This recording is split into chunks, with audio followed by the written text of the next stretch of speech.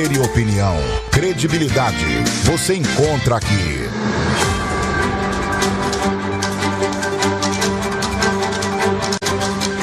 Muito bom dia, 7h22 em Manaus. Começamos agora mais uma edição do Poder e Opinião para você através aqui da Rádio ZLZN, programa que debate questões políticas e também é um programa do site O Poder e vai ao ar de segunda a sexta aqui a partir das 7 da manhã até as 9 horas. Um debate interessante para você. As principais notícias do Brasil e também aqui da nossa região serão sempre debatidas com muita qualidade, além da informação que você tem. Você aqui encontra também a interpretação dos fatos por diferentes pontos de vista. Se você quiser participar do Poder e Opinião, é só mandar um áudio para o nosso WhatsApp. É o 92-994-85-8526.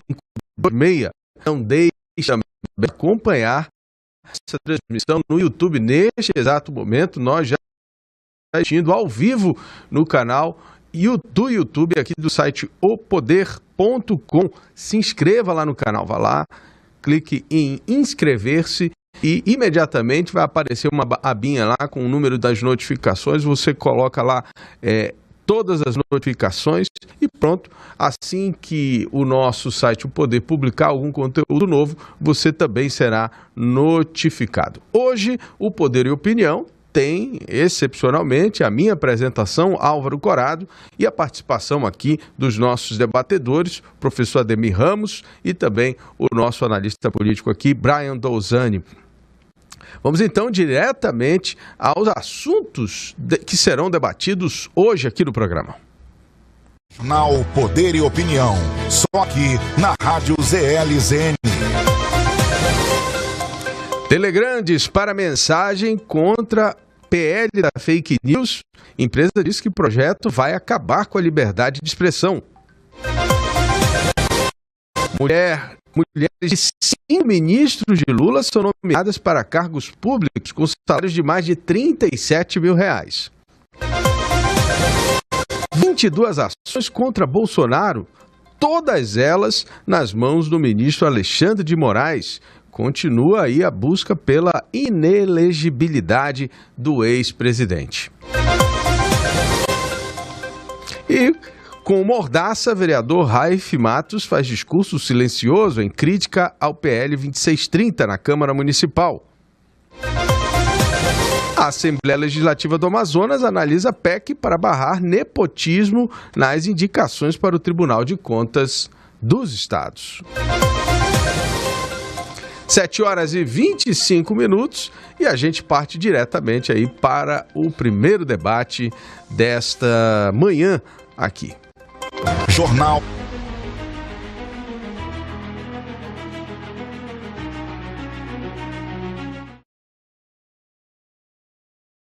Opinião, você já sabe, você manda um áudio aqui para o nosso WhatsApp, o número é o 92994858526. Não deixe também de acompanhar no YouTube o nosso conteúdo exclusivo do canal do Poder no YouTube. É só se inscrever no canal, ative lá o sininho e tá tudo certo, você vai ficar por dentro dos principais assuntos políticos do Brasil e aqui da região amazônica. O Telegram disparou mensagens contra a PL das fake news para os usuários da plataforma nesta terça-feira, dizendo que o projeto de lei irá acabar com a liberdade de expressão. Vamos dar uma olhadinha na imagem antes da gente abrir o debate para saber exatamente aí o que o Telegram, essa plataforma que inclusive talvez tenha sido já a mais censurada, né, dessas últimas semanas e meses, né? O Telegram já saiu do ar no Brasil algumas vezes, né? E há aí uma indicação da plataforma de que o que a justiça pede é um tipo de informação que eles não produzem, que eles não guardam, né? E aí há um impasse, e toda vez que há uma decisão judicial que não é cumprida, eles vêm sendo penalizados aí pela justiça brasileira. Temos a imagem, produção. A gente está com a imagem aqui, a imagem de apoio do Telegram, a mensagem do Telegram. Tu tem aqui? Dá uma lida aí, Brian, por favor, já que a gente não... A mensagem diz o seguinte: o Brasil está prestes a aprovar uma lei que irá acabar com a liberdade de expressão. Ponto. O PL 2630 de 2020 dá ao governo poderes de censura sem supervisão judicial prévia. Para os direitos fundamentais, esse projeto de lei é uma das legislações mais perigosas já consideradas no Brasil. Né? Leia aqui o porquê, ele encaminha para o link. Fale com seu deputado aqui, é um outro hiperlink, ou nas redes sociais hoje mesmo. Os brasileiros merecem uma internet livre e um futuro livre, né?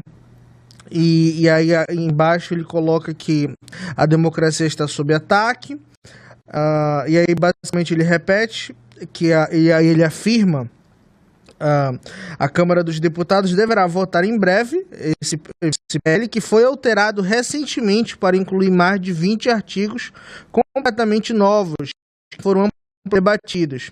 Veja como esse projeto de lei matará a internet moderna e se for aprovado com a redação atual. E aí ele continua, Álvaro, dizendo que essa legislação concede poderes de censura ao governo, né? E aí a mensagem segue um longo texto, uma espécie de editorial, uma opinião do Telegram. Professor, a gente tem aqui 2 posicionamentos. Primeiro, o direito de uma empresa como essa de poder se manifestar diante ou não, né, diante de um projeto de lei que atinge os seus interesses. Esse é o primeiro ponto. Né? E o segundo é, enfim, vamos dizer assim, o contra-ataque delas em relação às ações judiciais que elas já vêm sofrendo e ameaças, né, por parte de membros e por parte da cúpula do governo petista no Brasil. O cenário internacional, meu caro Álvaro e Brian, bom dia a você, em respeito à nossa luta, que todas as manhãs estamos aqui debatendo e cantando a boa notícia da opinião, da política, e você aí contribuindo conosco com o nosso debate. O fato é que, internacionalmente, todos os grandes países estão à busca de regramento para esta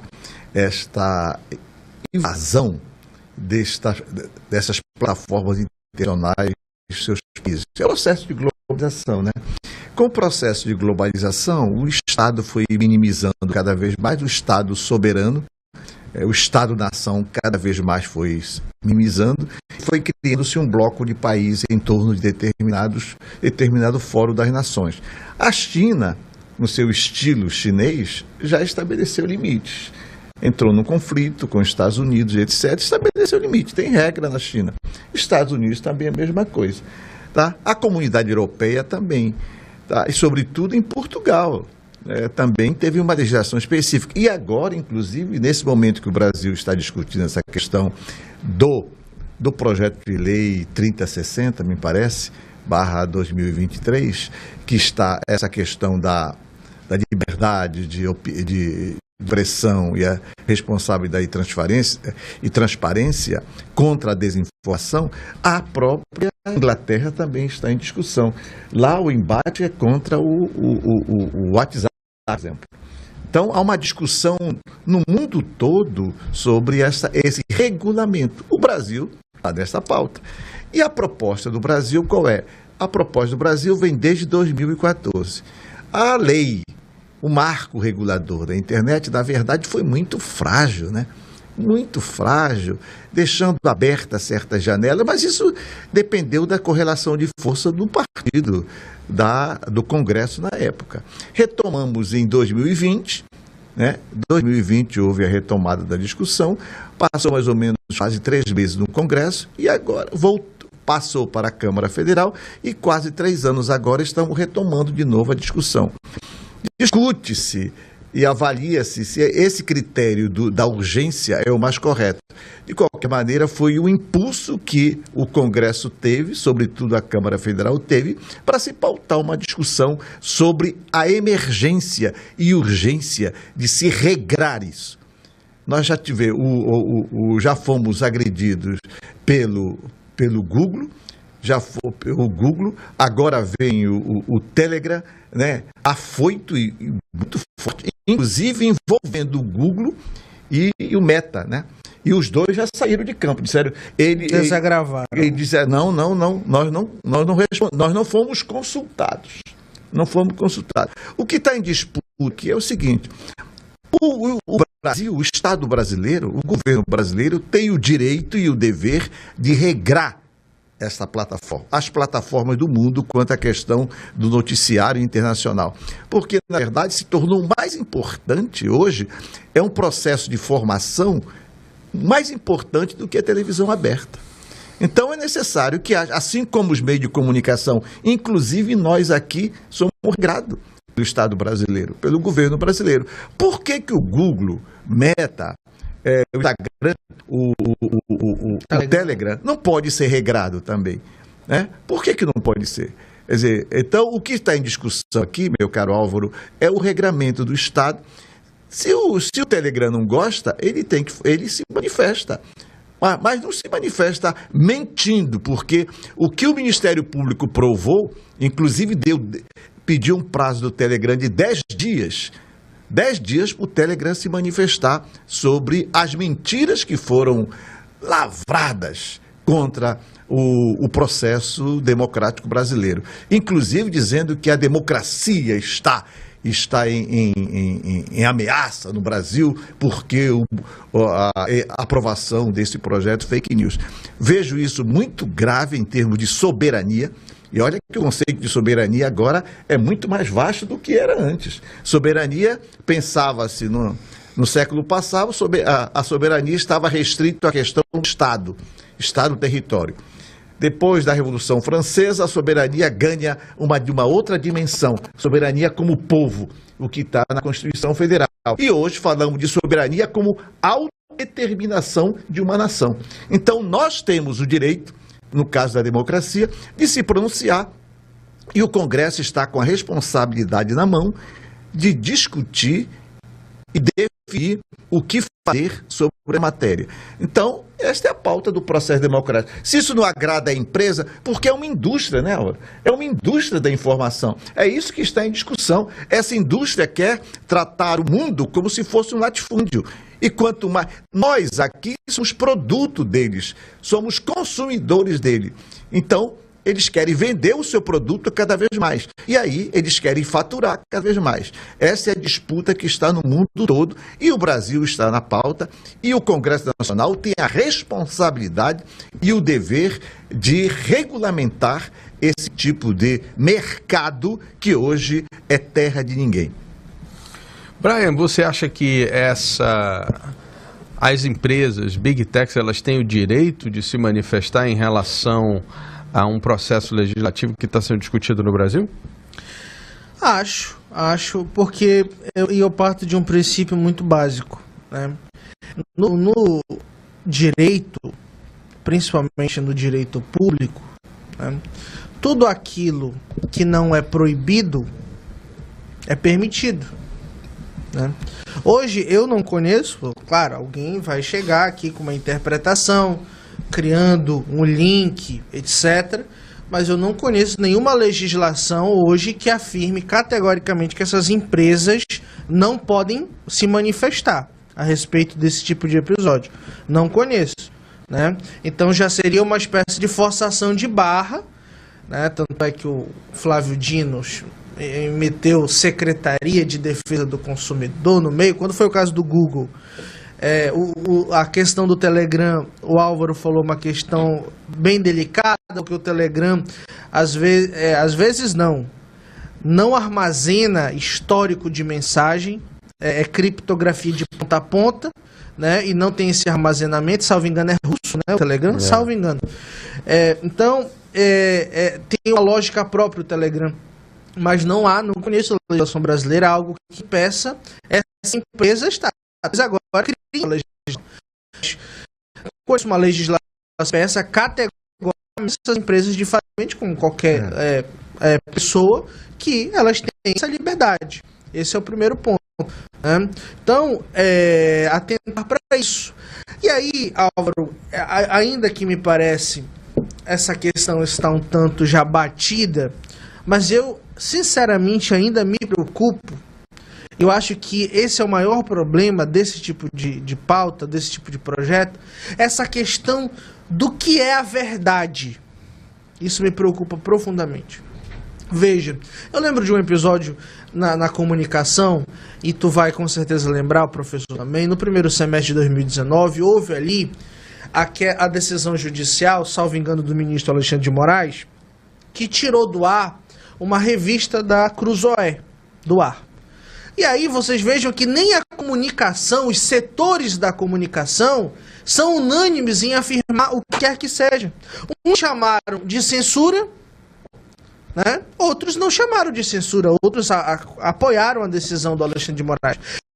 E vejam, é complicado nós chegarmos a um texto que estabeleça, que tenta regulamentar o que deve ou não deve ser publicado e o que é ou não considerado verdade ou mentira. Isso é profundamente problemático. Por exemplo, agora vamos partir para o caso concreto. O Telegram afirma que essa legislação ela é perigosa por alguns aspectos. Primeiro, pela questão da censura. Evidentemente que o governo vai discordar dessa alegação. Isso não significa, todavia, que essa tese não tenha força na sociedade. Nós já vimos que tem força. E aí, quem é que está mentindo e quem está falando a verdade? É muito problemático esse debate. Porque eu, professor, ainda que, e aqui nós discordamos muito, é o nosso, por exemplo, aqui é um caso clássico. É o nosso ouvinte que vai definir, na sua opinião pessoal, quem está mais falando a verdade, não que o senhor está mentindo. Ou a visão que ele entende que é a mais correta. Claro. Que não necessariamente uma verdade absoluta. E não entender que os argumentos do professor fazem mais sentido para o que ele pensa da questão. Parece, só para fechar, professor, é um julgamento profundamente individual. Profundamente individual. E aí, concordar mais comigo, alguns vão concordar mais com o professor, alguns não vão concordar com nenhum de nós dois, porque a vida humana, o julgamento humano, ele é profundamente subjetivo. Talvez aqui, professor, para nós termos todo, por isso que o parlamento, a Câmara Baixa, e o partido é a parte da sociedade, talvez aqui nós teríamos que ter 10 debatedores e ainda assim nós não alcançaríamos todas as vertentes de visão que a sociedade tem, que a sociedade é plural, profundamente plural. Então me preocupa profundamente, e é evidentemente que quem tem a força do Estado, às vezes entende que tem a verdade, e isso não é necessariamente fato, mas me parece que quando se trata de dizer isso é verdade, isso é mentira, é uma coisa muito difícil de nós chegarmos a um ponto final, porque aquilo que alguém considera mentira, eventualmente eu posso pensar de uma forma diversa, e aquilo que alguém diz que é verdade absoluta, eu também, na democracia, tenho o direito de achar que não é assim. Meu caro Brian, você me leva para uma encruzilhada, mas não é essa a discussão. Mas você, essa encruzilhada você está me seduzindo. Não é a discussão de verdade e mentira. Aqui eu queria, já que vou no segundo bloco, isso. Eu vou lhe provocar também. Eu não caio da sua armadilha, não. Eu não sou Ibiara, armadilha de debatedor, não. A discussão não é maniqueísta, verdade e mentira, e eu quero retomar a discussão técnica a partir do direito positivo e da técnica legislativa. Vamos lá. 41 minutos, daqui a pouquinho volta com Poder e Opinião. Vamos continuar debatendo o posicionamento agora do Telegram em relação à legislação, o regramento que o governo federal está por aí para as Big Techs. Não sai daí.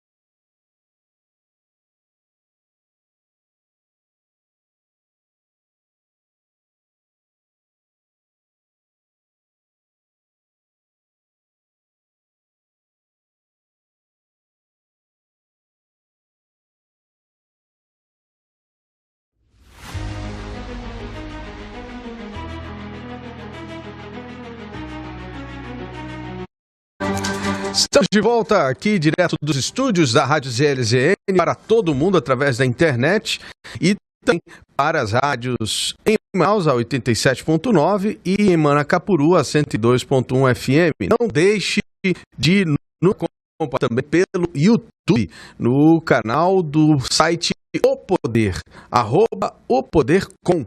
Tudo junto. Se inscreva lá no canal e ative todas as notificações para receber toda vez, um aviso ali toda vez que a gente estiver publicando um conteúdo novo para você. Se você quiser participar aqui do programa, também mande um áudio para o nosso WhatsApp. O número é o 92994858526. Participe conosco, é muito importante. Bom, a gente estava falando aqui sobre o posicionamento do Telegram. O Ministério da Justiça disse que vai notificar o Telegram pelo disparo da mensagem aos usuários contra a PL da fake news. O projeto teve votação adiada em meio à forte pressão de grupos políticos. De acordo com fontes do governo, a medida vai ser adotada pela Secretaria Nacional do Consumidor, vinculado à pasta que tem fiscalização na atuação das redes sociais devido ao ataque à PL. O governo avalia o alcance da notificação, se vai determinar a publicação de mensagem corretiva, aplicar multa, entre outras medidas. Para essa posição do governo, ela é uma posição em defesa do consumidor ou ela é uma posição, na sua avaliação, muito mais em defesa da vontade do governo? Veja, já é profundamente constrangedor, Álvaro. Eu comentei isso aqui, foi semana passada, quando o Dino aparece do lado do Valdir Damus, e aí ele fala, não, eu enviei para a Secretaria Nacional de Defesa, como se fosse assim, um órgão externo, sabe? A secretaria é um órgão da pasta... É um setor. É um setor do Ministério. Então, evidentemente que a secretaria vai fazer o que o ministro está mandando fazer, ora, né? Então, assim, as coisas são colocadas de uma forma como se não é um setor externo que vai analisar. Não, o Valdir Damus vai fazer o que o governo mandar, ora essa, né? Então essa é a primeira coisa, uma coisa constrangedora. Seria diferente, por exemplo, se fosse o Ministério Público ou a Polícia Judiciária, etc. Então é constrangedor essa situação aqui de cara, né? Agora sim, evidentemente que o governo, e aí eu até andei comentando isso aqui também na semana passada, se essa pauta não era do governo propriamente dito, passei, porque hoje em dia... O Lula chegou a dizer que era só do Congresso, né? Isso, né? Vocês veem que tem essa questão, porque aí se perder, Álvaro, aí não é uma derrota do governo, é uma derrota do Lira, dos deputados, etc. Então essa pauta nunca foi tão do governo como hoje, né? E ainda... então, evidentemente que eles vão partir para essa trilha de defender o projeto, né? E ainda sobre o meu comentário no bloco anterior, quando eu falei sobre a discussão da verdade ou da mentira, talvez eu não tenha sido claro. Se as pessoas, os nossos ouvintes, jogarem a palavra Telegram no Google, vai aparecer 3 grandes tweets, assim, no corpo da pesquisa. O primeiro, do Paulo Pimenta, o do meio, do Orlando Silva, e o terceiro, do ministro da Justiça, Flávio Dino. Todos contra a manifestação do Telegram, dizendo que é um absurdo, que é uma mentira, etc. Essa é a opinião do governo. Eu respeito isso. Por outro lado, você vai ter outras pessoas, também com a sua relevância na sociedade, dizendo que a mensagem do Telegram está alinhada com a verdade, com aquilo que se entende. Existe uma preocupação em torno dessa legislação e nós devemos ter cuidado para nós não comprometermos a liberdade de expressão do povo. O que eu acho, viu, professor, passando já a bola para o professor, o que eu acho é que essa discussão da verdade e da mentira, ela se encaixa, inclusive, nessa discussão da mensagem do Telegram. Porque é óbvio que o que o governo está querendo dizer é que o que o Telegram está falando é mentira. Lógico. Né? Não há uma discussão só da parte técnica. Quer dizer, aquilo que ele argumenta. Né? O que ele está querendo fazer é desqualificar a mensagem. Colocar aquilo que o Telegram está falando na posição da mentira. Sim. Quer dizer, não é um ataque, vamos dizer assim, um contraponto à posição do Telegram. Dizer, olha, não entendemos dessa forma e tal. Eles são o Estado. Bom, e aí eu queria abrir para o professor o seguinte, porque o professor falou de correlação de forças e do poder econômico, parece que o ministro levantou essa tese do poder econômico, do abuso do poder econômico. Vamos lá, vamos entender então quais são as correlações de forças que estão em destaque aí. Primeiro, a força do poder econômico das Big Techs, ponto. Existe essa força? Existe. Né? Existe esse poder? Existe. Esse é um poder hoje do Estado? Não. Esse é um poder que está na mão de empresas que construíram plataformas, que fizeram sucesso e a partir desse sucesso, não envolve nenhum Estado, nem brasileiro, nem qualquer outro Estado, eles constituíram um capital de influência. Ponto. Numa outra ponta, você tem os Estados e as suas soberanias e as suas estruturas, né, que têm um poder constituído em tese, dependendo do Estado, no voto popular. Ou seja, eles, de certa forma, representam a sociedade, a maior parte de uma sociedade, determinada sociedade. Então, assim, o Estado não pode se colocar como um coitadinho do oprimido pelo poder econômico. Porque a briga aqui não é contra os outros. A briga aqui é contra o Estado, que está tentando impor uma forma de se conduzir uma determinada situação na sociedade. Né? Então nós não estamos falando de duas forças que não têm força. Ou alguém que tem mais força, ou alguém que tem menos força. A prova disso, professor, é a própria declaração do ministro da Justiça ao perceber que o Congresso Nacional não iria aprovar a lei. Ele foi a público, no meu entendimento, no ato antidemocrático, e disse, com todas as letras. Isso foi uma vergonha. Se vocês não aprovarem, eu vou fazer, nós faremos via decreto. Comentei isso. Vamos fazer via decreto, ou a Justiça, que não é legisladora e não tem papel de regrar absolutamente nada. Eu vou deixar muito claro isso aqui. O Judiciário, na estrutura da nossa democracia, na estrutura da nossa Constituição, não tem o papel de regrar nenhuma relação social. Esse papel cabe ao legislador. Ao Judiciário cabe apenas julgar as contendas e analisar, no caso do Supremo Tribunal Federal, questões relacionadas a legislações aprovadas que tratem da constitucionalidade ou não. Infelizmente, o que nós estamos vendo é uma subversão dos valores daquilo que se colocou na Constituição como papel do Poder Judiciário.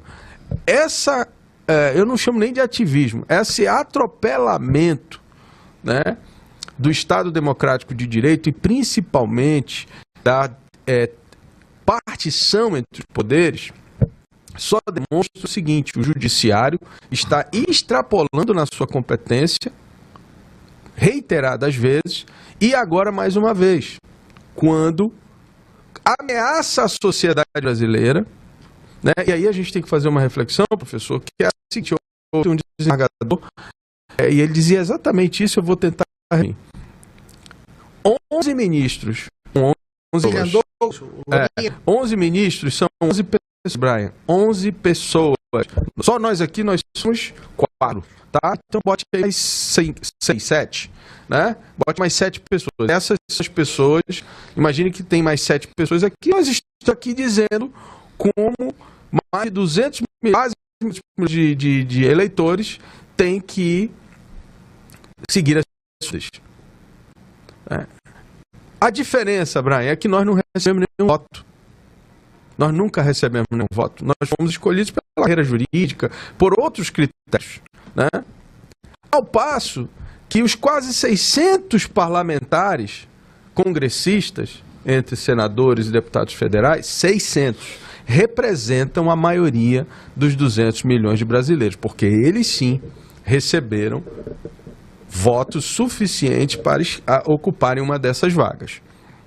Então, o dia que a gente entender que um único magistrado, que é o vídeo que o cidadão, o desembargador coloca, que um único magistrado, sozinho, na consciência dele, acha que ele tem o direito de dizer que determinada coisa na sociedade tem que funcionar do jeito que ele pensa, nós não vivemos mais numa democracia, porque democracia é o poder do povo, nós viveremos a tirania, é o poder de alguém. Né? Então, ainda que alguém tenha a legitimidade do próprio Estado. Exatamente, para alguma coisa. Sim, porque claro, no fato ele não está fazendo a legitimidade dele. Então, professor, veja, existe sim, no meu entendimento, essa discussão entre verdade e mentira no caso da mensagem do Instagram. Né? O governo está tentando desqualificar. E, em segundo ponto, quer colocar a defesa do consumidor como se a briga das Big Techs fosse contra o consumidor. E, na verdade, a briga das Big Techs é contra um projeto de lei que é capitaneado pelo poder público, pelo Estado brasileiro. Então, eu acho que a briga, na verdade, não é entre o consumidor e as Big Techs. É entre o poder do Estado brasileiro, o comunista, socialista, né, que defende uma pauta muito clara, né, e o poder das empresas privadas, de capital privado, e que representam os seus serviços. E aí, nesse ponto, eu concordo com o senhor, eles têm os interesses dele. Qual é o problema de defender os seus interesses? Essa também é uma outra questão. Acho que nós temos alguma coisa em comum. E você aí, meu telespectador e ouvinte querido, que me valoriza, que me prestigia e que me dá muita porrada, mas isso faz parte do processo democrático. Por que nós estamos discutindo essa matéria aqui? Porque isso impacta diretamente na nossa consciência, no nosso fazer, no processo democrático, no Estado de Direito, o que nos permite aqui é discutir tamanha matéria. Então, nós temos uma árvore e é sobre a questão do Estado democrático. E o processo civilizatório, que é regido pelo imperativo do direito. O que estamos discutindo aqui é o do direito. E vocês estão vendo que vocês estão discutindo a questão da função dos poderes executivo, porque uma coisa acaba, do legislativo, né? E do judiciário.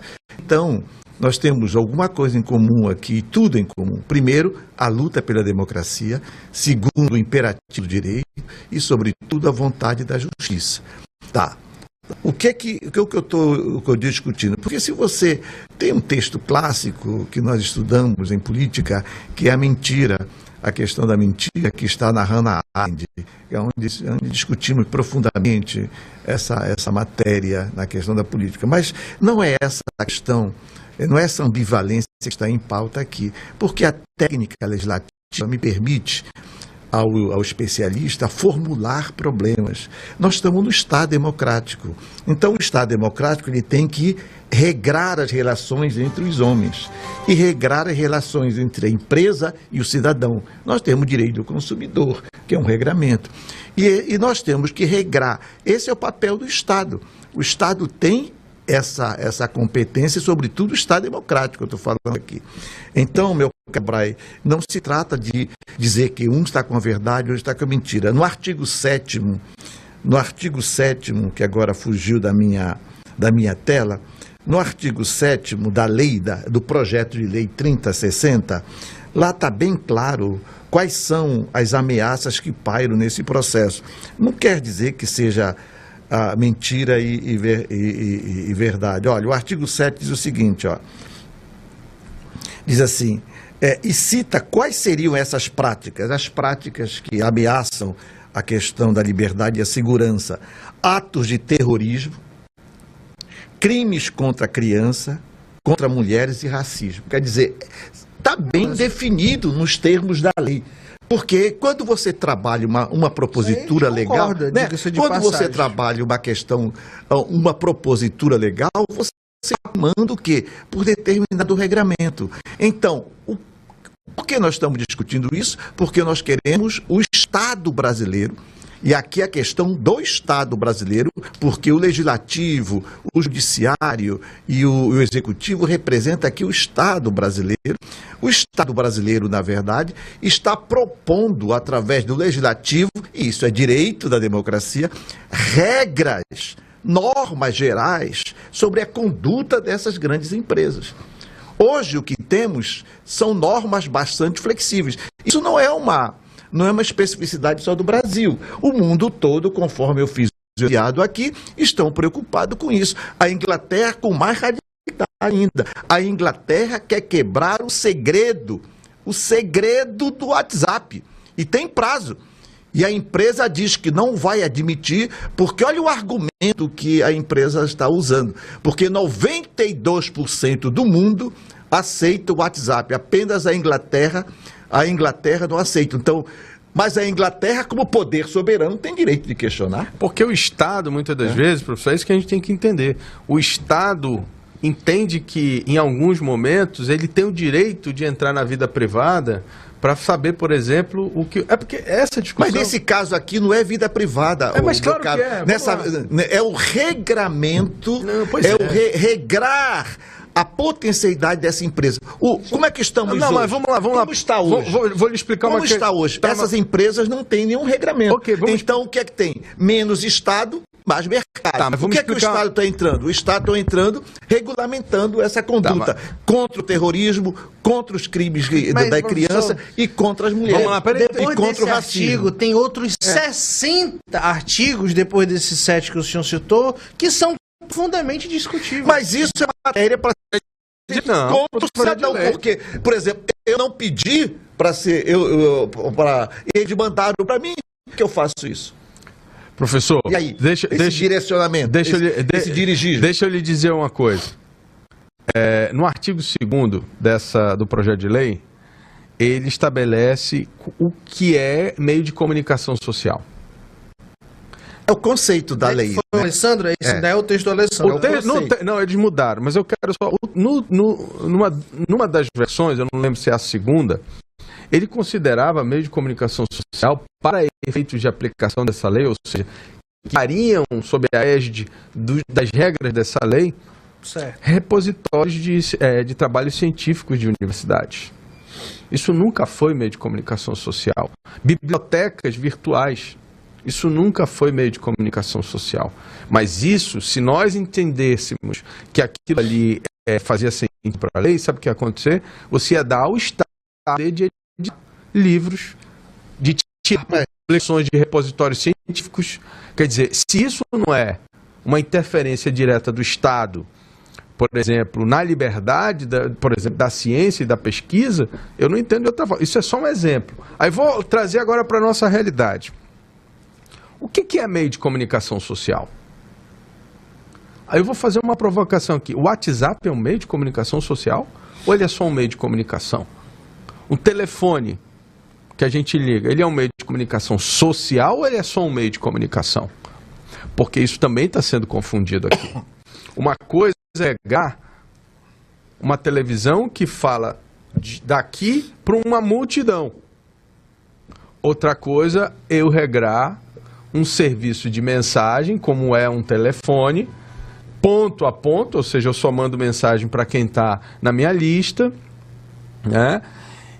E querer dizer que isso aqui é um meio de comunicação social. Usar regras para meios de comunicação social para regrar uma relação entre pessoas, professor.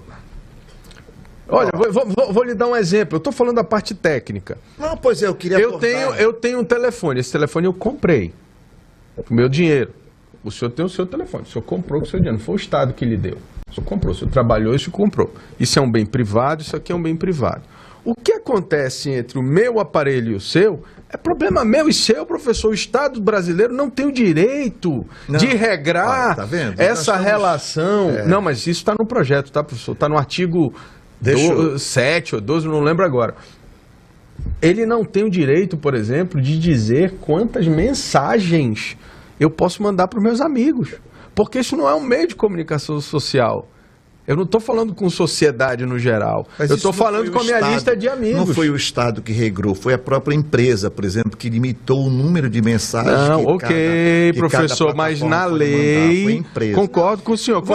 Quando a empresa, vamos pensar. Não, vamos lá. Quando a empresa coloca tecnicamente alguma limitação, esse é um acordo entre o Brian privado, a empresa privada e eu privado. E eu aceito os termos. Aceito ou não? Tá? Eu aceito os termos. Quando o Estado vem com uma lei diz o seguinte, a partir de agora, você, empresa privada, só pode permitir que as pessoas mandem 5 mensagens para os seus amigos. Eu estou interferindo na minha relação social com as pessoas com quem eu conheço. Eu não estou falando de mensagem de comunicação social. É diferente de uma rede social. É diferente da página do Imediato ou do Poder no Facebook. Ali sim tem que haver, talvez, né, um entendimento que ali eu tenho um meio de comunicação amplo. Pessoas vão ter sua timeline recebendo conteúdos diversos que elas não pediram, através de um algoritmo que entende que ela tem interesse naquilo. Agora, eu questiono, e aí o WhatsApp, o Telegram, no meu entendimento, eles não podem ser considerados meios de comunicação social. Porque as pessoas que estão ali dentro estão porque autorizaram as outras. Vamos voltar aqui para entender. Eu estou muito preocupado com a cabeça do nosso público para entender essa discussão. Primeiro, o que nós estamos aqui a debater não é novidade, pessoal. Nós tivemos essa discussão na década de 30 com o rádio. Inclusive, o rádio foi um instrumento eficaz para o Getúlio ganhar eleições em cima disso. O rádio é um poder de difusão muito importante. Tá? O rádio. Depois, nós tivemos a partir de 50, já estou sobre a televisão. Você sabe disso. E depois, na ditadura, a ditadura aliou-se com a Globo. A Globo, seguido, criticando toda essa ditadura e criticando essa Roberto. Então, isso tudo é comunicação. E isso tudo foi regrado. Hoje, como o direito não está à frente dos fatos, o fato é o seguinte: é que nós temos um fenômeno, um fato social, vamos usar a categoria sociológica, nós temos um fato social, e o fato social são essas comunicações em redes. E o pior de tudo, que transpassa nossas fronteiras. Exatamente. O Estado Nacional... Até essa, né? Tu vai tomar uma decisão que vai afetar uma empresa que não está aqui. O Estado Nacional não tem controle sobre essas comunicações. Por outro lado, essas empresas que estão lá na Conchinchina, lá no Alasca, lá não sei por onde, tomam decisões segundo a sua vontade que afeta todos nós no mundo todo. Então, o que é que nós estamos fazendo? Nós estamos a reboque dessas empresas. O Estado Nacional, não é só o Brasil, não. O mundo todo está a reboque dessas empresas e tem que regulamentar. Não, veja, professor, já regulamentou, ninguém é contra a regulamentação. Estados Unidos já regulamentou, isso eu queria deixar claro. França já regulamentou. Deixar muito claro e nós isso. queremos, e o Brasil está nessa discussão. E nesse momento agora, o Brasil está a discutir e é de direito e dever o Estado brasileiro discutir. Se, por exemplo, não concorda, isso é matéria para ser discutido no Congresso Nacional. Não é uma empresa que vem lá da Conchinchina determinar o que deve fazer, se nos agride, se nos ataca. Acho que isso deve ser pensado dentro dos termos do poder soberano do Estado brasileiro. Só acho que ela tem o direito de se posicionar. Eu concordo com o senhor, ela não tem que determinar. Mas como parte do processo que será afetada pela legislação, ela tem que ter lugar de fala. Ela tem que ser ouvida e a gente tem que ponderar as questões que ela coloca. É uma força oculta. Por exemplo, o Ministério Público Federal de São Paulo já se manifestou, solicitando quem foi que escreveu, qual é o endereço deles, onde eles estão. Não se sabe. Veja aí, o Ministério Público Federal buscando informações primárias para saber quem são os atores que se manifestaram contra o dessa ordem no Brasil, desse fato social de comunicação. Por que, professor, eles querem saber isso? Para punir? Eles deram 10 dias para eles se manifestarem, no sentido de saber quem é o interlocutor. Nós não sabemos. Pois é, mas essa que é a grande questão. Nós não sabemos quem é o interlocutor. O Estado brasileiro, quando começa a querer... É a pessoa jurídica falando, professor. O Estado brasileiro, quando começa a querer saber quem está falando, é porque ele quer prender, ele quer alguma punição. É o Estado que estabelecer uma interlocução. Isso só acontece em regimes onde não há democracia, porque as pessoas têm que ter a liberdade de se manifestar. Concordo que em algum momento possa haver um excesso e a pessoa possa ter que responder no Conselho de Família, mas o direito dela de se manifestar precisa ser guardado. É nisso que eu defendo. Bom, vamos passar o bloco aqui, são 8h10, a gente faz intervalo, volta já já. Poder e opinião, credibilidade, você encontra aqui.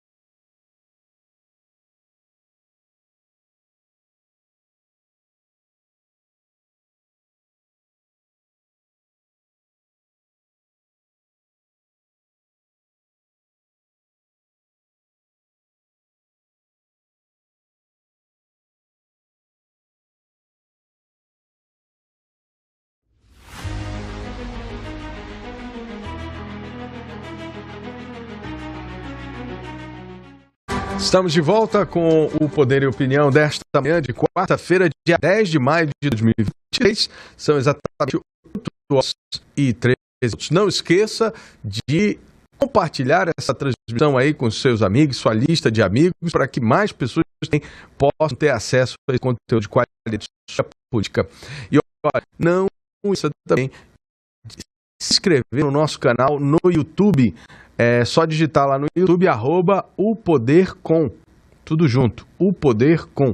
Quando você acessar a página, clique lá em inscrever-se e lá também vai ter a opção de você ativar todas as notificações. Por favor, adicione ali todas as notificações para que sempre que nós estivermos aqui ao vivo, você também seja avisado aí para poder acompanhar as informações. Bom, desde janeiro, 5 mulheres de ministros do governo do presidente comunista Luiz Inácio Lula da Silva foram nomeadas para cargos na administração pública federal em Brasília ou indicadas para tribunais. Eu sabia que o professor ia pular aqui. Tribunais de Contas dos estados. Entre esses casos está o da enfermeira Aline Peixoto, esposa do ministro da Casa Civil, Rui Costa, indicada pelo seu marido para o cargo no Ministério. Em março, Aline Peixoto assumiu o cargo de conselheira do Tribunal de Contas na Bahia. No início do ano, a ex-deputada federal Regiane Dias, esposa do ministro Wellington Dias, responsável pela pasta de desenvolvimento social, foi nomeada no Tribunal de Contas do Piauí. As remunerações ultrapassam aí R$50 mil. Professor.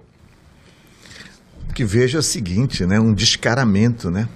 Mas, como eu disse, eu sou mais velho que vocês, eu conheço a história, né? Tinha político que usava as mulheres dos salões para conseguir cargo, fazer carreira, na época do Getúlio. Quer dizer, as mulheres foram usadas nessa estrutura da política brasileira, tá? E serviram para isso. E hoje, por exemplo, descaramento, não tem regramento de relações privadas, de família. Tem político, com exceção, que inclusive preserva a sua família. Claro. Você via que o doutor Ulisses Guimarães, quem era a mulher do Ulisses Guimarães? Você não sabe quem é. O doutor Ulisses preservava a sua família, e tantos outros, até o Sarney. A dona Marli, acho que é Marli o nome da dona Marli, preservada e etc. Quer dizer, mas tem outros que usam as mulheres como embiara, como objeto de negociação. E é isso que nós estamos vendo aqui, na verdade. Isso se dá à esquerda e na direita. Por exemplo, nós vimos que a filha da ex-primeira-dama, como é o nome dela, mulher do Bolsonaro, como é o nome da mulher do Bolsonaro? Michele. A Michele, a filha da Michele foi nomeada onde? Em Santa Catarina, né? Acho que foi em Santa Catarina, sim. O irmão dela foi nomeado também. Quer dizer, tanto a direita quanto a esquerda estão fazendo vamos chamar assim, essa forma de influência, de sugar o Estado. Isso, na verdade, é condenável politicamente e pode ser, inclusive, crime de nepotismo cruzado, né? Acho que isso precisa ser visto. Por exemplo, nós temos que rechaçar esse tipo de prática. Isso não se dá só em Brasília, não, pessoal. Não se dá só em Brasília, não. Também se dá por aqui na província, né? Esse tipo de cruzamento, de nepotismo, né? Faz o acordo feito entre terceiros que violam o preceito familiar e soma, por exemplo, em termos de orçamento de família. Na verdade, devemos condenar essa prática, rechaçar essa prática em nome dos bons costumes, nem em nome da norma geral, em nome dos bons costumes, porque a própria família fica vulnerável numa relação institucional com o Estado brasileiro. Nesse caso aqui, imediatamente tem que se pensar, já existe norma, né? Já existe norma para condenar. Então é necessário pensar bem, refletir e nós afastar de imediato essa prática nociva na política brasileira que transforma as mulheres em objeto de negociação. Brian, a gente tem aí 5 ministros do governo Luiz Inácio Lula da Silva, comunista, né? Se é uma provocação, não vou mais responder. Ai, meu pai do céu. 5 mulheres nomeadas para cargos públicos com salários aí de R$35. Eu queria que você comentasse um pouco essa situação, né? Essa imoralidade, envolvendo mulheres de ministros do governo. É o caso, por exemplo, de uma enfermeira, Aline Peixoto, esposa do ministro da Casa Civil, Rui Costa, indicada pelo marido para um cargo no ministério. E depois a Aline assumiu o cargo de conselheira do Tribunal de Contas na Bahia, né? Temos aí também a Regiane Dias, esposa do Wellington Dias, que é do Desenvolvimento Social, foi nomeada no Tribunal de Contas do Piauí. Ela é ex-deputada federal, né? Ana Estela Haddad, esposa do ministro Haddad, professora da USP, foi nomeada secretária da Saúde Digital do Ministério da Saúde, um ministro da Economia nomeando sua esposa no Ministério da Saúde. Quer dizer, isso é nepotismo cruzado clássico, né? Provavelmente, se for a fundo, a ministra da Saúde mandou nomear alguém lá no Ministério da Economia. Sim, sem dúvida, sem dúvida. Essa questão de empregar o parente de maneira transversal está absolutamente desenhado já na famosa súmula 13 do Supremo Tribunal Federal, que inclusive... Só mais uma, para você continuar. Claro. A pedagoga Nilza de Oliveira, esposa do ministro do Trabalho, Luiz Marinho, do PT, foi nomeada na Casa Civil. Sim, é constrangedor. É constrangedor. E aí você tem no Supremo há muito tempo já a súmula 13, né? Não pode ser uma coincidência o número ser 13 dessa súmula, né? E aí você veja o seguinte, enquanto esses casos estão praticamente claros no entendimento da súmula, existe essa questão da personalidade jurídica do Tribunal de Contas, que é essa que me parece será a discussão jurídica, né? O Tribunal de Contas, até onde se sabe, ele é um órgão auxiliar do Poder Legislativo. Né? Essa que é a questão que se coloca. A súmula 13, ela é uma decisão, ela é um entendimento de efeito geral, né? Como nós chamamos, de repercussão geral, nos 3 poderes, Álvaro, nos 3 poderes da República.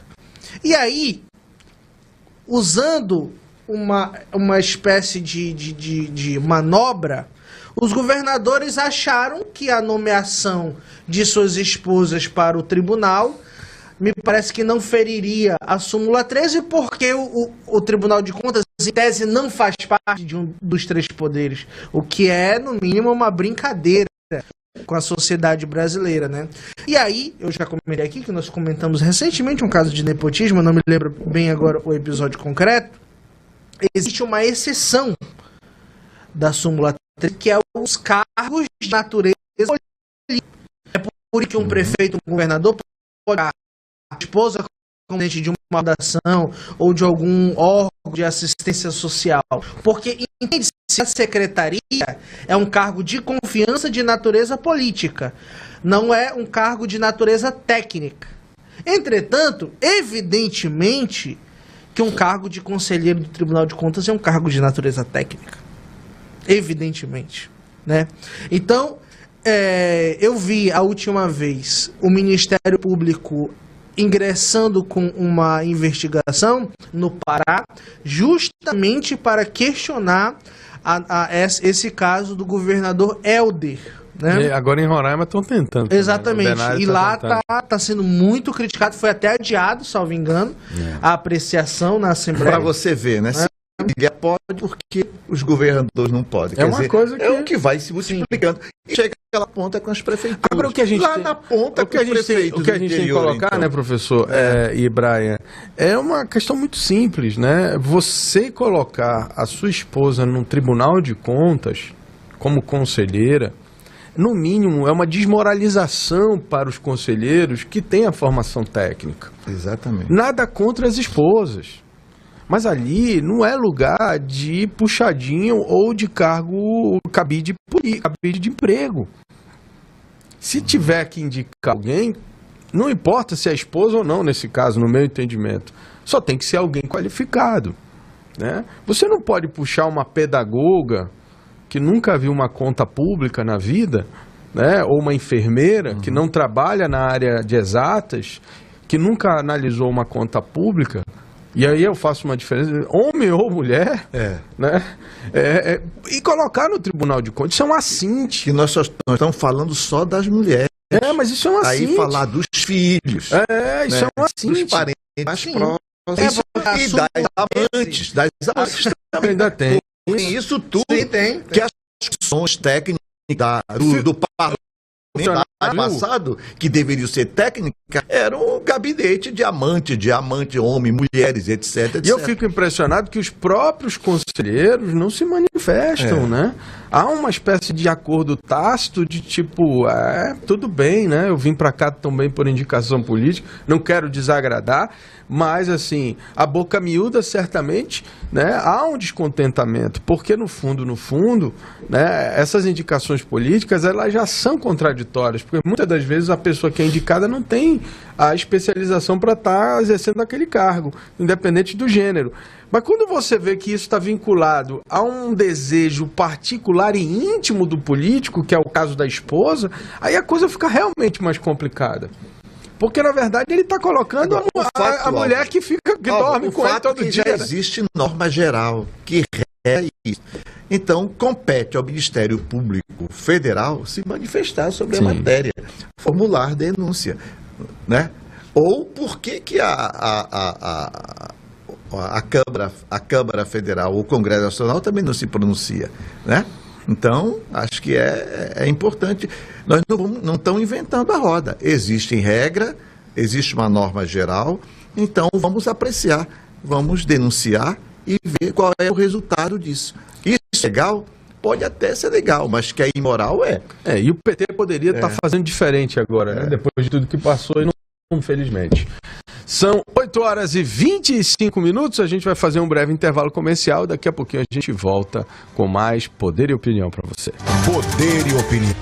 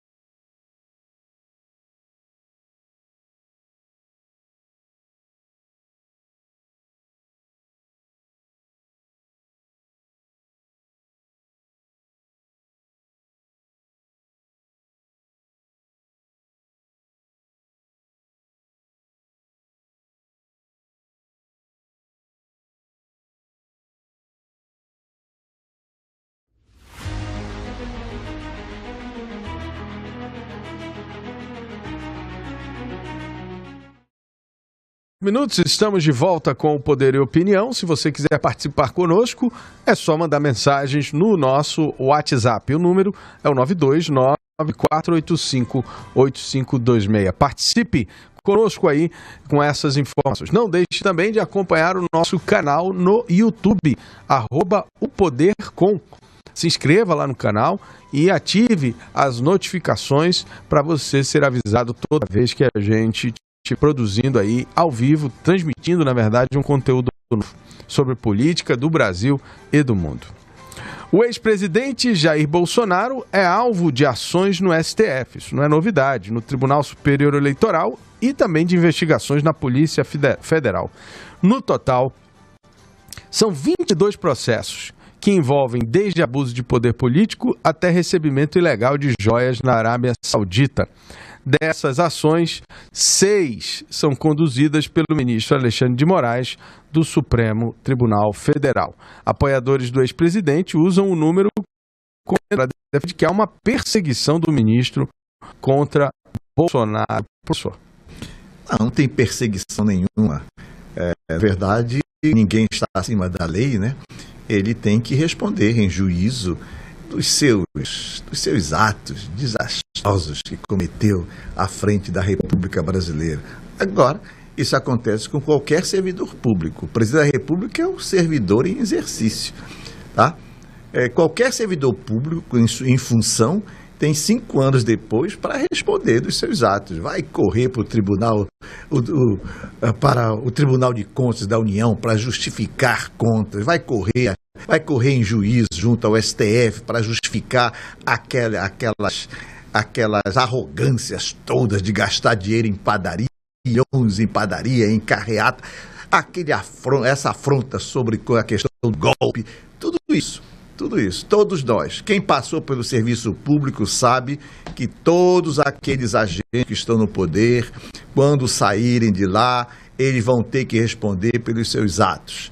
E por isso que eles armam bem a gaiola, por isso que eles indicam os seus conselheiros para os tribunais, por isso que indicam os ministros para os tribunais, na tentativa de buscar aliados nos tribunais para se livrar da corça que deve pegar. Então, a discussão é esta. Me parece que pelo depoimento que ouvimos do seu próprio filho, já jogaram a toalha que o Bolsonaro será inelegível. Já jogaram a toalha. A questão não é nem mais essa, Álvaro. A questão é quando ele vai ser preso, tá? E ele não vai fazer nada original, porque o Lula também já levou prisão, né? E aí ele vai pegar cadeia, assim ele vai se igualar com Lula na mesma condição de presidiário. Então, vejamos o que vai resultar. O processo está em curso, a Polícia Federal está com o celular do ex-presidente, todo o processo de comunicação dele está sendo desvelado, decodificado pela Polícia Federal, e aí nós temos questões gravíssimas que vão ser esclarecidas em termos da... Eu fico com aquele texto do Leôncio Basbal, meu caro, a história sincera da República, que é marcada por golpe contra golpe nesse país. Brian, você acha normal uma quantidade de processos concentradas na mão de um único ministro? É estranho, né? É estranho a quantidade de processos. É estranho tudo cair nas mãos do Alexandre de Moraes, muito embora parece que não tem mais distribuição no 22, Supremo, né? São 22, ele só está com 6, Álvaro. Isso dá em termos rotativos, eletrônico. Não, calma. Eletrônico. Brian, pega aqui o processo. Mas eu acredito que isso não é o mais grave. O mais grave é o presidente não ter mais foro privilegiado e essas ações continuarem no Supremo, né? Isso que é o mais grave. Primeiro, o Supremo Tribunal Federal inventou a história dos inquéritos a partir daquele primeiro semestre de 2019, os inquéritos de ofício. Até aí tudo bem. Depois foi o plenário, o próprio Supremo disse que era constitucional, com a exceção do ministro Marco Aurélio, né? Depois, o Supremo resolveu dizer que os inquéritos já não tinham mais o famoso objeto determinado. E aí começou a se aglutinar dentro daquele mesmo inquérito uma série de novos episódios, capítulos, né? O que é algo que eu sempre tento ser muito elegante aqui, uma inovação jurídica. Não, mas... É ação. Porque, veja, o inquérito, professor, ele nasce para apurar um objeto, um fato específico, que já aconteceu, evidentemente, né? O inquérito é posterior ao fato. A vida inteira foi assim, na academia de direito. A vida inteira foi assim. O Supremo não. O Supremo tem uma modalidade de inquérito, me parece que quase que perpétuo, inquérito perpétuo. E aí, com o tempo, você pode aglutinar, trazer coisas. Contanto que tem uma suposta ligação, você pode. O das fake news, o das milícias digitais. Essa, por exemplo, do cartão de vacina foi na tal das milícias digitais, o inquérito. Então, veja, é uma coisa que eu fico pensando, Deus, como é que os alunos de direito devem estar na faculdade, devem estar entrando em parafuso? Porque eles leem, o professor ensina uma coisa, o doutrinador ensina uma coisa nos livros, e aí vai ver a jurisprudência do Supremo Tribunal uma coisa completamente eu só queria fazer uma correção, Brian, dizer que não é o Supremo como um todo, apesar de votar em algum momento para referendar. Mas essas aberrações, elas partem, por incrível que pareça, dessa distribuição que o professor entende que é igualitária, mas que cai todas na mão de um único ministro, Alexandre de Moraes. É impressionante, você não vê isso, a Carmen Lúcia fazendo isso, por exemplo. Não parte dela um inquérito desse tipo. Né? Você não vê, por exemplo, um Fux fazendo um negócio desse. É um princípio. É estranho. Mas é por causa disso. Professor? Mas é por causa disso, porque o inquérito, ele é um inquérito aglutinador. E aí, como o inquérito originário está sob a relatoria do ministro Alexandre, não por sorteio, vamos lembrar aqui, foi o Toffoli que disse, você, Ademir. Não, foi... Não, regimental, mas que está até hoje baseado no regimento. Tudo bem, isso é discutível. Você discute muito a natureza do processo. Você que é um estudioso da ciência do direito, louvo por isso, mas fique bem atento que a processualística tem a sua singularidade. O direito tem a sua singularidade quanto à processualística, e você sabe que os atos são apensados. É o que apensado. E tem o princípio aristotélico que prima no direito, que é a finalística, a causa eficiente. Te peguei, Brian. A causa eficiente, ela é marcada pela as ações afins. Então, você tem um projeto macro e tem os projetos que vão decorrentes, que têm o mesmo fim. O mesmo fim. Então, se o Alexandre de Moraes está com um projeto de quê? De combate aos atos antidemocráticos, os projetos vão se agregando, conforme você disse, vai se agregando, ou conforme a linguagem do direito, apensando aqueles atos afins, que é a causa eficiente do ato. Então, esse é o ministro que nós estamos pensando, e, quer dizer, não é pela sua própria vontade, mas ele está trabalhando no sentido de desvelar, de compreender. São 6 processos, são 22, ele tem um trabalho hercúleo de investigar 6 processos, e ele faz isso com a ajuda da Polícia Federal e do seu corpo técnico do STF. E toda ação não é decidido somente por doutor Alexandre de Moraes. Isso passa pelo colegiado. Não, mas as decisões... São 11 ministros. Louva-se o colegiado que vocês tanto afrontam. Mas tem outro problema. Não, vamos lá. O tempo do inquérito. Não, vamos lá. Primeira coisa, professor, ninguém afronta o STF. Acabei de fazer ressalvas aqui e continuo fazendo.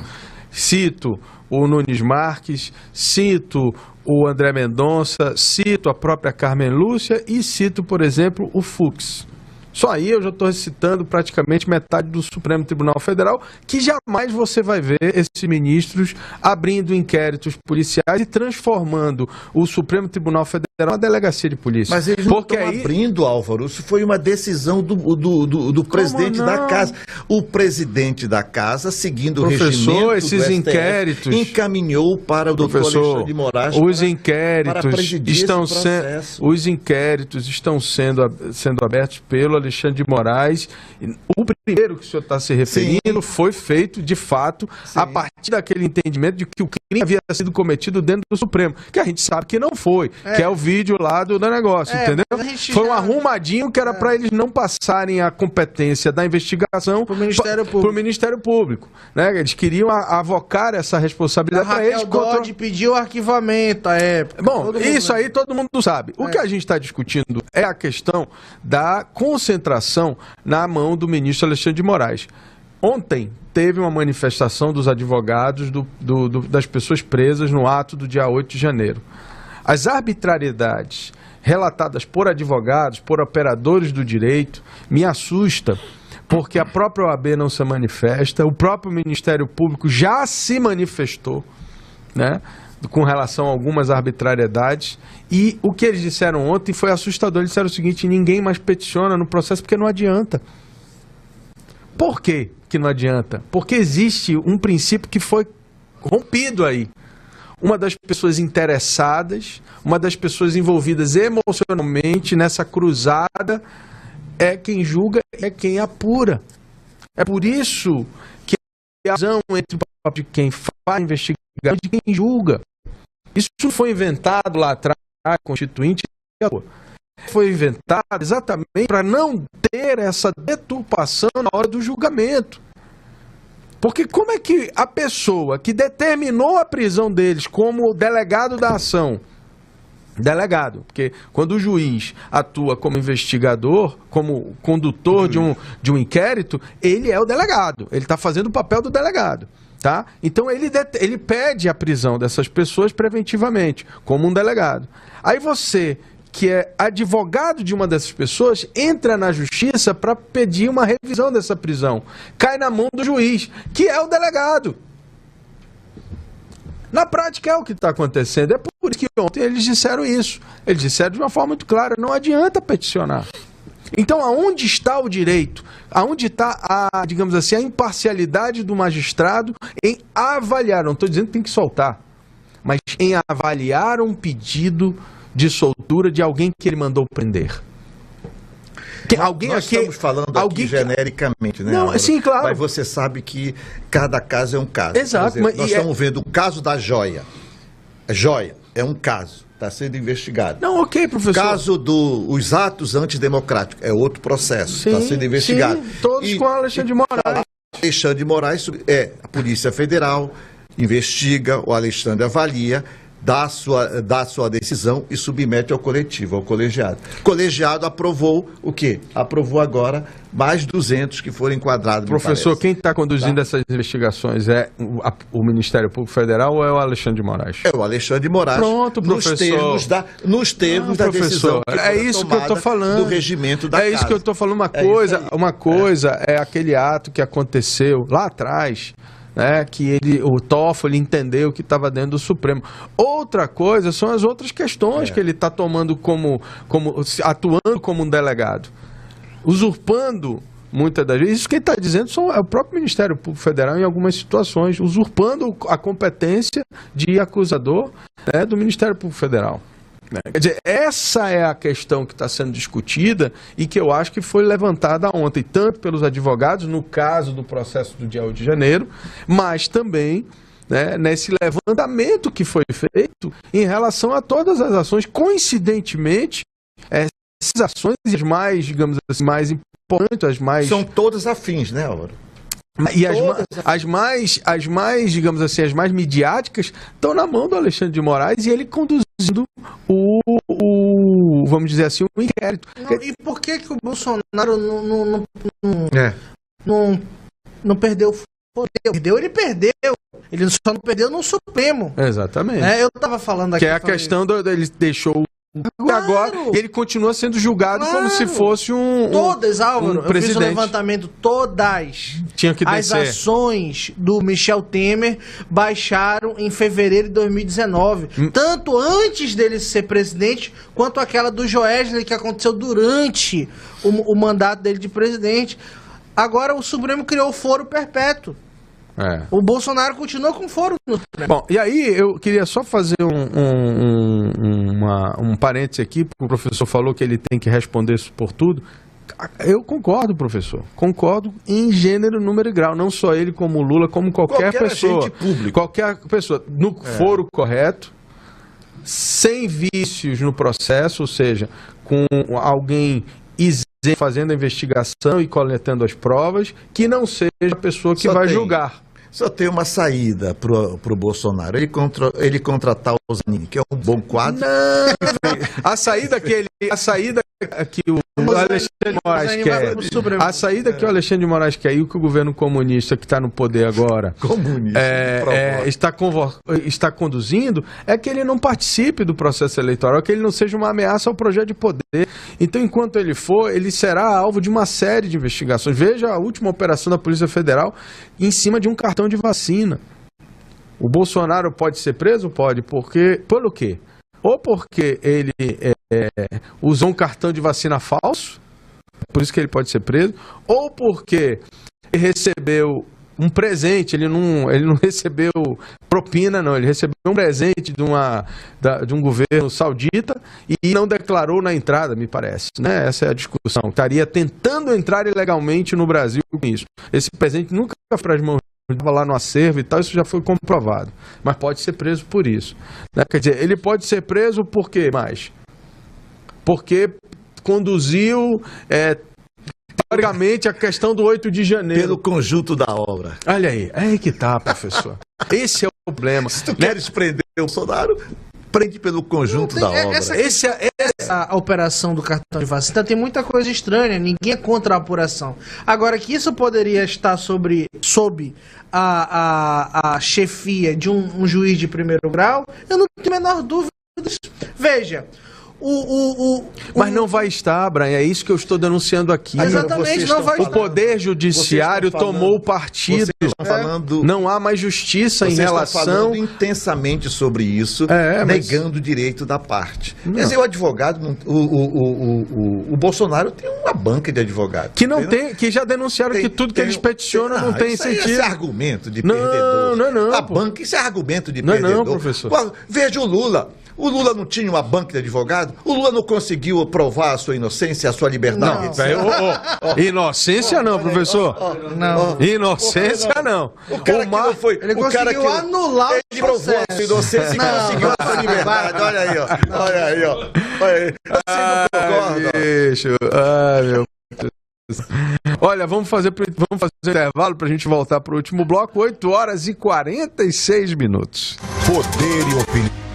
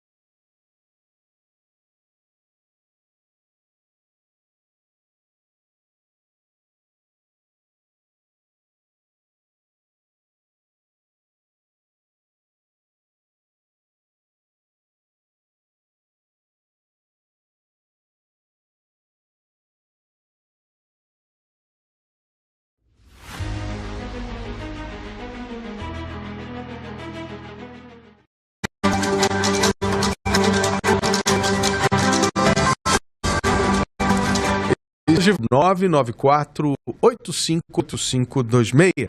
E também acompanhe a nossa transmissão ao vivo no canal do YouTube, que é o @opodercom, tudo junto. Né? Se inscreva lá no canal e ative as notificações para que você seja avisado toda vez que a gente estiver ao vivo e trazendo conteúdos novos para você através do nosso canal.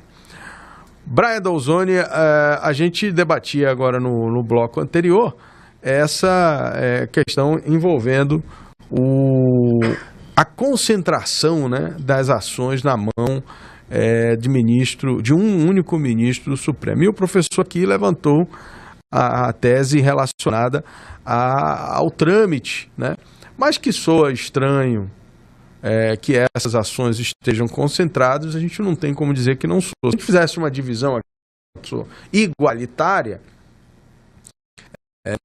assim que funciona, a gente teria ali 11 ministros, 22 ações, seriam 2 ações por ministro, e estaria, obviamente, muito mais. E a tese que você levantou, Brian, de que boa parte dessas ações já deveriam estar, né? Essa verdade, né?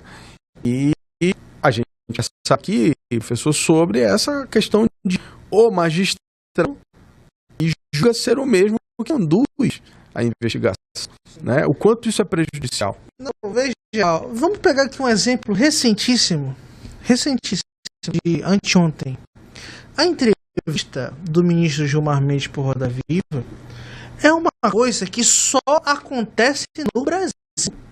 Um juiz da Suprema Corte falar as coisas que ele fala, comentários que ele faz a respeito de coisas que ele ainda vai de pessoas, que é o processo cair na mão dele, né? E aí você vê que o CNJ só vale para pé rapado, desculpa a palavra, só vale para um juiz interiorano, um juiz sem influência, um juiz novato.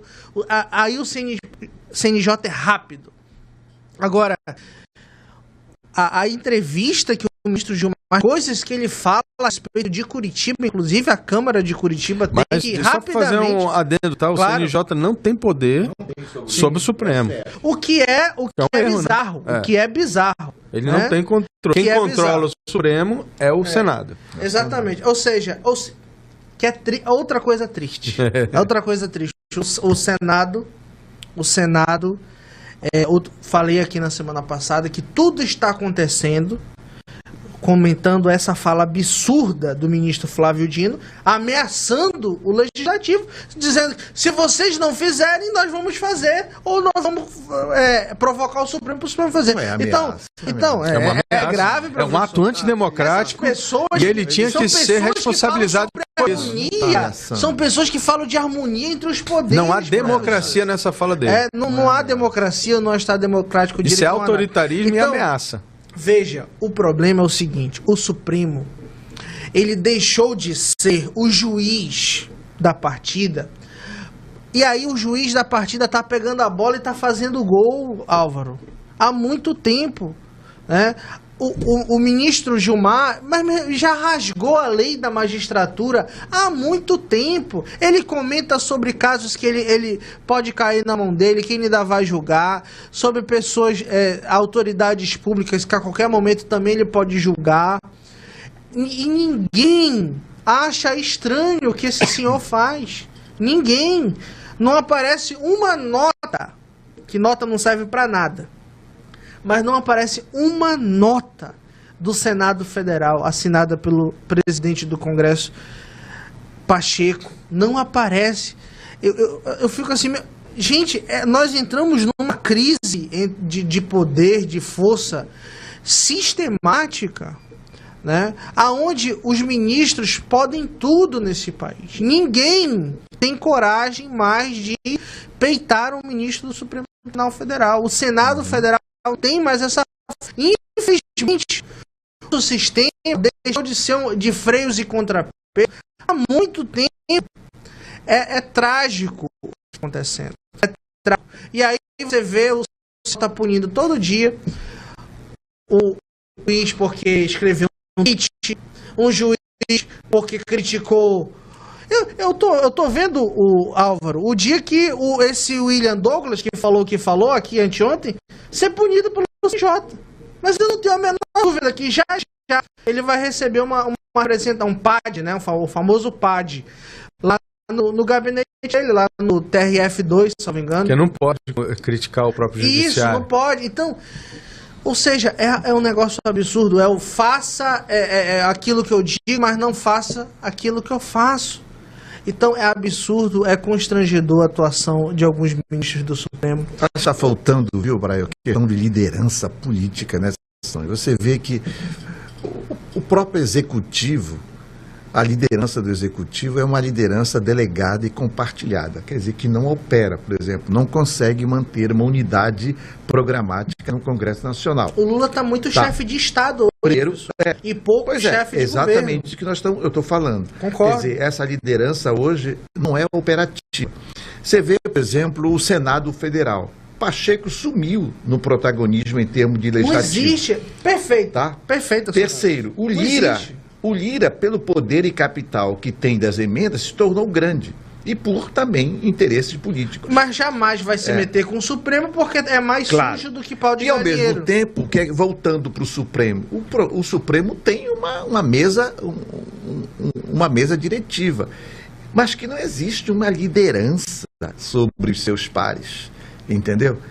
Cada um age de acordo com seus interesses. São 11 Supremos, né? A expressão que fala, né? Quer dizer, existe uma mesa diretiva? Existe. Mas o que é uma mesa diretiva do Supremo? É só para determinar as pautas, cumprir o evento? E como fica? Por exemplo, a entrevista do doutor Gilmar é ofensiva demais. Tem fundo de veracidade aqui? Não tem. Mas ele, como ministro, ele tem que ser. Ele já decidiu. Ele tem que ser recatado. Ele já decidiu que se cometeu tortura em Curitiba, supostamente. Então é necessário. Ele já tem essa convicção pronta. É necessário. Como que ele vai julgar isso no futuro? Eu não quero nem entrar no mérito da matéria, mas ele, como ministro, na verdade, tem que ser mais recatado. Tem que ter a responsabilidade, a ética da responsabilidade social do julgamento. E aí, quem vai chamá-lo à racionalidade? Alguém tem que chamá-lo à racionalidade. Ou a mesa da casa, que não vai fazer, ou o Senado Federal. O Senado tem que chamar a responsabilidade. E aí parece que o Senado também tem rabo preso, porque está calado, silenciou-se. A entrevista seria ser apreciada no Senado Federal e, consequentemente, chamado o ministro à sua racionalidade, que me parece que ele está além dos limites.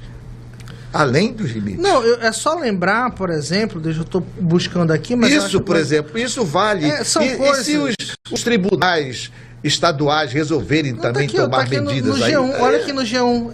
É porque o brasileiro ele tem memória fraca. Está aqui no G1. Em transcrição de áudio da PF, Aécio pede ajuda a Gilmar Mendes sobre lei de abuso de autoridade. E tem um áudio, salvo engano, do Aécio pro Gilmar pedindo... Conversando. Fala com fulano. Fala com Flecha, salvo engano, o deputado Flecha. O juiz da Suprema Corte virou articulador político. Entendeu? Ninguém falou nada. Cara, eu sinceramente, eu tô me tornando uma pessoa profundamente pessimista. Professor. Acalme o seu coração e vamos pensar nos mecanismos de controle. O mecanismo de controle é o Senado. Nós temos que pressionar o Senado. É a única alternativa. Democrática é a única dentro da democracia. Nós temos que pressionar o Senado e, ao mesmo tempo, avaliar o próprio STF a partir de uma mesa diretiva. Tem uma mesa diretiva. Então, essa mesa tem que cumprir o regimento. E, consequentemente, claro que não vai haver nenhuma fricção, mas, ao mesmo tempo, o Senado tem que atuar, operar em defesa da... Professor, eu diria, né? Só para a gente concluir aqui, eu diria o seguinte, sabe, professor, às vezes a gente conversa aqui e eu, às vezes, não deixo claro, no meu entendimento, o problema que nós estamos vendo no Brasil não é a disputa entre forças políticas de um viés comunista e forças políticas de um viés liberal, de direita, de extrema direita, seja o que for. Esse não é o problema. O problema é que o juiz dessa partida, ele está comprometido. E numa partida de futebol, por exemplo, quando você tem um juiz comprometido, acabou-se a partida. Essa é a questão. Então, a crítica aqui ela não tem que ser feita ao governo Lula, ao governo Bolsonaro, aos parlamentares, ao Senado, não sei o quê. Não. O problema é que o judiciário, e aí a gente converge, né, está fora da linha da sua atuação, está fazendo coisas que nunca fez. Eu lembro, e não faz muito tempo, né, de um Supremo que sempre foi escolhido por políticos. Uhum. Sempre. Nós nunca tivemos problema com isso, sempre tivemos divergências, sempre, mas você nunca via ministros do Supremo afetando a Constituição do Brasil, sugerindo mudanças abruptas através de atos que eles defendem como sendo o bem maior, mas isso não está previsto, a lei tem que evoluir e tal. Ok, mas não é você que evolui a lei. Quem tem que evoluir a lei no processo democrático é o legislativo, né? E a gente achar que isso é muito natural pelo tal do bem maior. Esse é o problema. Quando você entende que o bem maior é maior que a lei do país, acabou-se o sentimento. Tem uma passagem bíblica que diz, né, que a paz é fruto da justiça. Então a gente tem que inverter essa colocação e dizer o seguinte: não existe paz, não existe justiça. Sim. Só concluir o último pensamento. Na tese. Se nós formos levantar as maiores atrocidades da humanidade, de morte, de forca, foram cometidas em nome de um bem maior. De alguém que entendia que a sociedade tinha que ter essa ou aquela configuração, e aí nós então seríamos felizes para sempre. Milhares de pessoas morreram em nome da causa das causas. Infelizmente, essa é a história. É o bem maior acima das leis. Exatamente. Se nós temos a segurança do funcionamento das leis, vamos aplicar a lei. Acho que o que nós temos que pensar nós avaliamos diversas vezes aqui que esse Congresso poderia dar uma contribuição positiva para esse governo. Porque é importante na democracia ter esse ponto e contraponto. O contraditório é importantíssimo na democracia. E como o Lula vem a um partido de esquerda, o PT, tá? E não tem nada a ver com o comunismo aqui. É um partido. O Dino é comunista. Ele já falou isso várias vezes. Isso é lá para as ideias dele. Não, mas ele é comunista. O PT, não vamos PT dizer que não. Não tem nada de comunista. É um partido de esquerda que o que ele quer, na verdade, é minimizar o mercado cada vez mais e o Estado operar em favor da questão social. Então, o que é que está se discutindo aqui? Que é o comunismo. Brincadeira. Então vejamos o contexto aqui. O Moro, por exemplo, está apagado no Senado Federal. Ele tem uma cultura jurídica, ele é eleito, ele é um senador da República, mas não tem liderança. Por que ele não se pronunciou nesse momento agora, não fez um grande discurso em favor da democracia? Então a gente está pensando o quê? Falta liderança? Porque pegaram um vídeo da festa junina e estão dizendo que vão tirar o mandato dele. Porque ele fez uma brincadeira.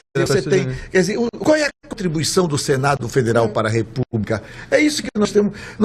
Não tem saída fora do processo democrático, né? Processo democrático. Nós temos, e aí do positivo, embora você esteja aflito, mas tem um dado positivo aqui. Graças a Deus eu sou cristão. Eu queria não, os cristãos ou comunistas, festa, ou um fascista, como o Bolsonaro tem se configurado, nesse conjunto de força tem um dado positivo. Eu li sobre fascismo, e o fascismo tem muito mais a ver com o que está acontecendo agora do que acontecia no governo Bolsonaro. Foi enviesada.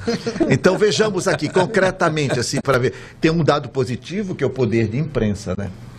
Acho ainda nós temos que louvar o poder de imprensa, né? O que nós sabemos hoje, por exemplo, é esse poder de imprensa, as manifestações. Mas a imprensa foi encantada pelo próprio jornal, pelas estratégias de Lênin.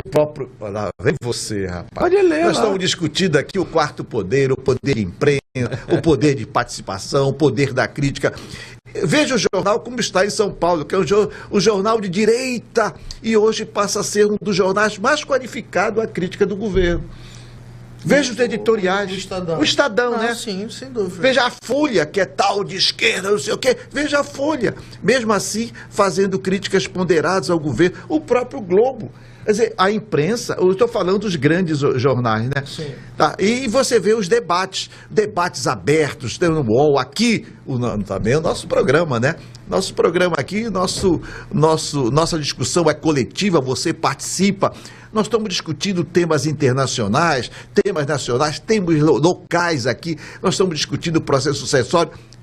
Estamos aqui primando pela liberdade. Tem vícios? Tem. Por isso que o Darcy Ribeiro dizia: eu sou um otimista radical. Eu também sou um otimista radical. Acredito no processo democrático, acredito que vamos avançar cada vez mais, tem muita vaidade no processo, os holofotes, é interessante o poder dos holofotes, né? Quando se liga as luzes, o cara se transforma, né? Agora, é preciso conter os ânimos e avançar dentro das 4 linhas, Álvaro, dentro das 4 linhas. E aí isso vale para mim, para você e para os poderes constituídos da nação.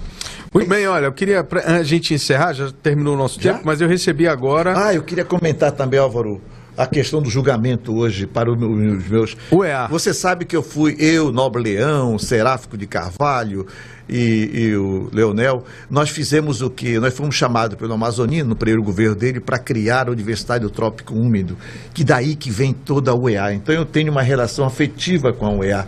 Tá? E li o artigo do Dr. Lourenço Braga, que foi o primeiro reitor. O artigo dele não procede porque ele diz que decidiu sobre a questão das cotas por entender que o orçamento do Estado lhe daria esse direito. Não, na verdade o orçamento que banca o UEA é federal, porque vem da Suframa, doutor Lourenço. Então o seu argumento... É 1% do faturamento o seu argumento do PIN. caiu por terra na sua tese lá, que o seu artigo que você publicou na crítica. Eu, inclusive, republiquei, doutor Lourenço.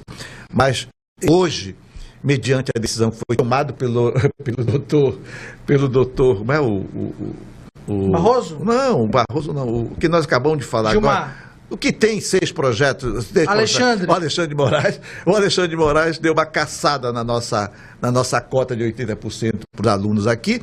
O Barroso pediu vista e hoje... Assista você pela TV Justiça. Hoje, às 2h da tarde, retoma o julgamento no STF, no Supremo Tribunal Federal, sobre a questão das cotas na UEA. Então, os alunos estão torcendo, os professores também, nós também estamos torcendo. Por quê? Porque entendemos que a UEA, a Universidade Estadual do Amazonas, é sim uma plataforma de formação acadêmica e científica e necessária pela sua capilaridade em todo o nosso Amazonas. E vamos defender a cota, porque defender a cota nós estamos defendendo também a escola pública e estamos defendendo o direito dos desiguais a participarem do processo de formação. Hoje, às 14h. Muito bem. A gente tem agora notícia de última hora, saiu mais uma pesquisa eleitoral, agora da Paraná Pesquisas, todo mundo lembra, essa é uma empresa nacional, uma das que acertou ali o resultado, inclusive, eleitoral para presidente da República, e ela fez uma pesquisa para a Prefeitura de Manaus. Né? E saiu agora o resultado, né? Eu vou ler para vocês aqui rapidamente. É quente, então, E daqui a pouquinho a gente vai em detalhes tratar no site upoder.com. Você entra lá e a gente vai publicar já o resultado dessa pesquisa.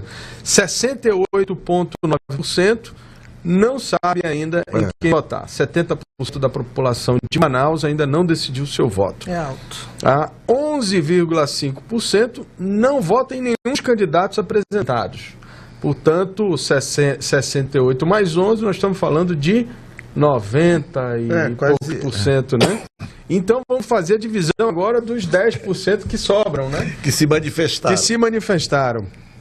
Davi Almeida com 14,2% na espontânea, Amon com 2,4% e Coronel Menezes com 1%. Tá? Vou ler só os 3 aqui para a gente ser mais rápido. Depois a gente detalha mais. Na estimulada, né? Temos Davi Almeida com 32% dos votos, Amon com 21,3%, Coronel Menezes com 14,2%. Né? E no cenário 2, aonde com outros nomes aqui, sem o Menezes, né, nós temos Davi Almeida com 32%, Amon Mandel com 23% e Capitão Alberto Neto com 9,3%. Avaliação administrativa do presidente Lula, na cidade de Manaus é de 33% aprovam, entre ótimo e bom, e 42,2% consideram ruim ou péssimo, sendo péssimo a maior percentual de 33%. Nenhuma novidade. Nenhuma novidade aqui, né? Então, a cidade de Manaus desaprova aí a gestão do presidente Lula. 50% dizem desaprovam e 44%, né? Mais ou menos, e outros 5% não sabem. Essa é a avaliação estadual. Aí no caso aqui é de Wilson Lima, 34% entre ótimo e bom, aí 34% regular, que ela fica fora do ótimo e bom, né? E ruim, que desaprovam, 29,9%, sendo 19% aí de péssimo. Esses resultados daqui a pouquinho, né? E aí a administração municipal, só para encerrar, Davi Almeida, ele tem 33% de bom e 16% de ótimo, quase 50% de aprovação. E consideram 30% consideram uma gestão regular, né, que eu considero que tem que ficar fora ali da aprovação, é o do meio ali, né? E ruim, somente 18,6%. Então, não tem nenhuma novidade. Nenhuma novidade. Porque a expectativa que se tem positivo da gestão do Davi não bate com a expectativa de voto que se manifesta na pesquisa, né? Muito bem. Bom, é isso aí. É isso aí. 9h11. O Poder e Opinião vai ficando por aqui. Você fica agora com a programação alegre, feliz, pra cima da Rádio ZLZN, com o Bandeirão, é isso? Bandeirão ZLZN, os melhores aqui da região. Você não pode perder. Até amanhã. Poder e opinião, credibilidade, você encontra aqui. Opiniões, análises e diferentes pontos de vista. Aqui a política é o